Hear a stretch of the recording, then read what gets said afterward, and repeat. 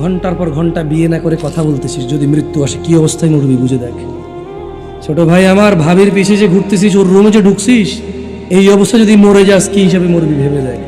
ছোট ভাই আমার, এখানে সেখানে নির্জনতা খুঁজে বেড়াস প্রেমিকাকে নিয়ে, কি অবস্থায় মরবি বুঝে দেখ।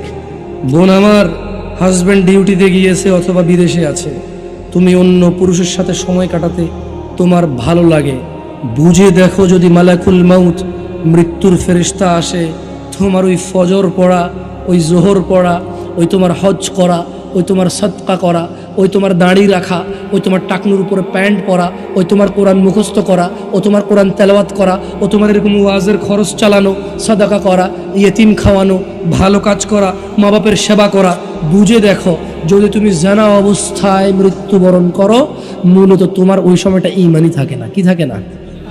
না থাকলে কি থাকে মানুষ? কি থাকে? বে মানে হীন, ঈমান মানে ঈমান, মানে ঈমান ছাড়া একই কথা, মানে ঈমান নাই, কি নাই? বুঝে দেখো, হিসাব খুব